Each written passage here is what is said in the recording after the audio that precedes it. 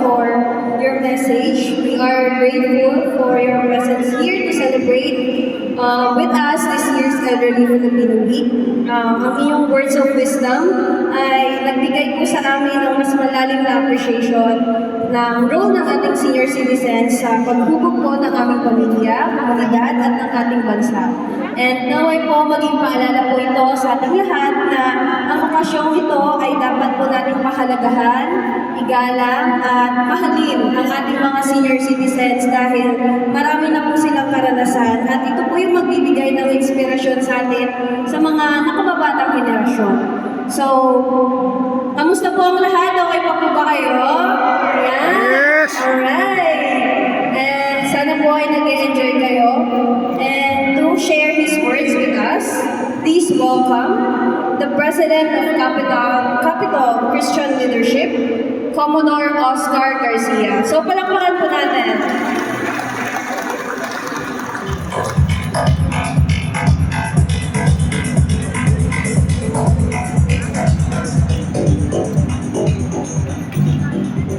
Magandang umaga po sa inyo lahat. Ang Capital Leadership po ay 57 years na po in existence.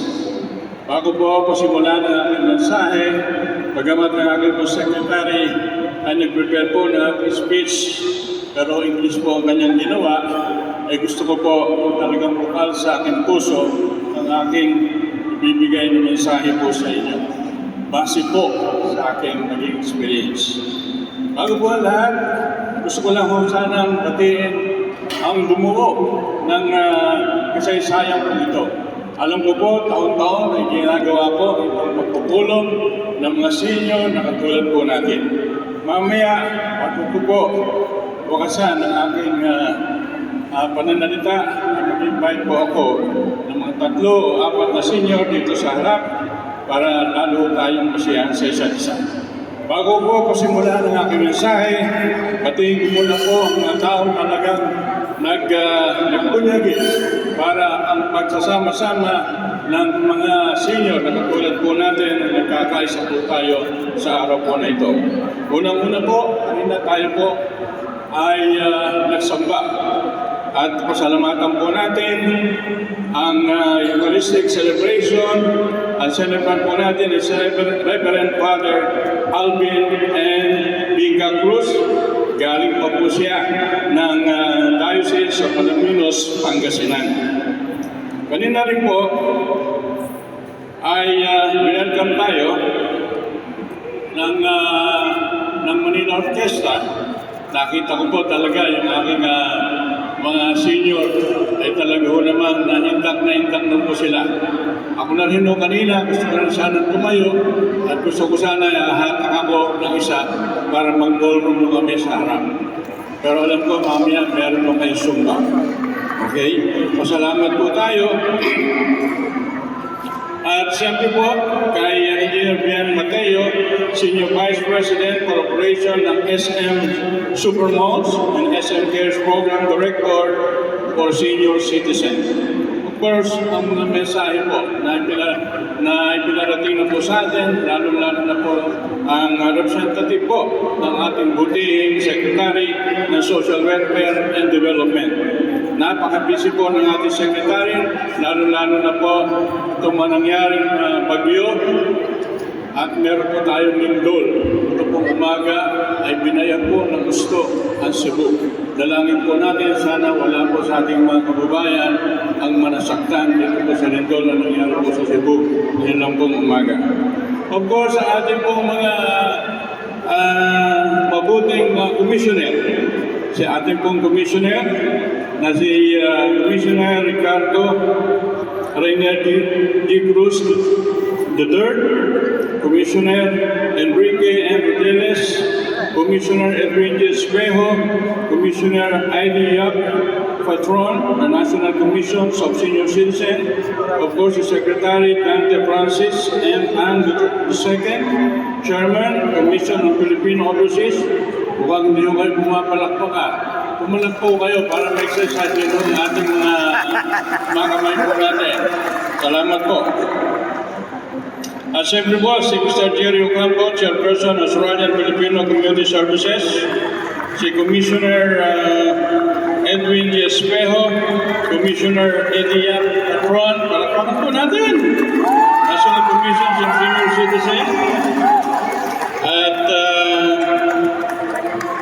the Secretary Dante Francis M. Ang, Second Chairperson, Commission on Filipino Overseas.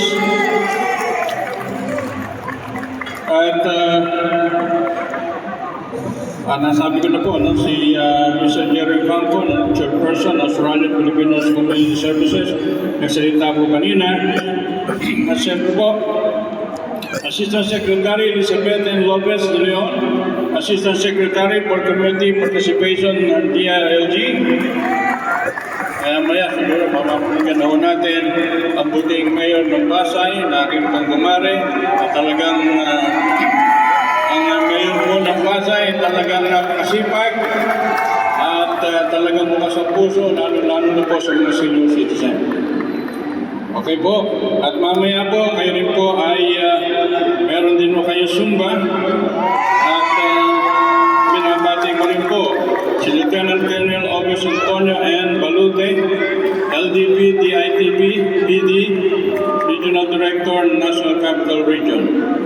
Representative from MX3, SMS, Dr. Shane Quiroz of Livewealth, Dr. Alvin Raya Kanina, President, Alzheimer's Disease Associations of the Philippines. Kanina po, habang ako paparito po, na medyo napaaga po talaga ako ng gising kanina at nagulat din po yung aking may bahay, bakit ang aga ko raw gumising. Sabi ko, ako ay makikisama sa aking mga kapatid. Sinong mga kapatid? Sabi po sa akin, sabi ko yung mga senior. Kasi hindi pa ako senior ang asawa ko eh. Hindi ko na huwag ito. Ang asawa, ang agwat po namin ng edad ng aking asawa ay 25 years old. Bakit po? Kasi po yung first wife ko, talagang mahal na mahal ko po yung aking asawa. Dadalawa lang po aming anak, pero niroon call na ho siya ni San Pedro. Okay, kanya pumanaw po ang aking may bahay dahil sa sakit po na cancer of the lungs. So almost 1 year na po kami nag-suffer sa St. Luke's. At tawa naman po ng Panginoon Diyos na hindi po nakapaglimos sa aking mga kamag-anak at naisalba ko po ang aking asawa hanggang siya po ay pumanaw. Ganun pa man, ay napakabait po ng ating Panginoon Diyos dahil dasal po ako ng dasal sapagkat mahirap po kasi ang maging isang senior na wala kang kapiling. Kaya sa aking pagdalangin, araw-araw, ako po ay laging present sa loob ng simbahan. Hindi po ako nawawala sa simbahan sa araw-araw na loob ng Panginoon Diyos. Kaya pinagdasal ko sa Kanya, sana bigyan niya ako ng kabiyak. At talagang uunawain ako, mamahalin ako, paglilingkuran ako, at sobrang paglilingkod ang binigay sa akin ng aking asawa. Yan po ay kaloob ng ating Panginoon Diyos. Kanya sabi ko nga ho sa inyo, for 25 years po ang aming agwat. Ngayon po, para ho tayong masihan, ako po ay nag-imbida ng 3 o 4 na senior citizen dito po sa Tablado. Kung sino po makakahula ng aking edad, bibigyan ko po na 1,000. 4 lang po, 4 lang. Ito po kayo dito. Pahulaan ko sa inyo ang edad mo. O hindi ka kasama, kilala mo ako eh. Alin po kayo? Hindi ka kasama rito. Member ko na sisihin. 4. Natali ka. Music. Kanina, parang gusto kayo.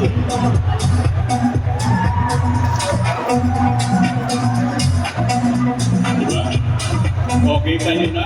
Senior ba yan? Pasayaw ka? 4 lang. Apat lang. Okay, laro mo ito. Kung sino makakahula ng aming edad, bibigyan ko po kayo ng 1,000. Okay? Maliwanag po yan. Okay? Yun ang rule natin, no? Hulaan nyo ang edad ko, bibigyan ko kayo ng 1,000 kung sino makakahula. Okay po? So, umpisa na ho tayo. Umpisa na tayo.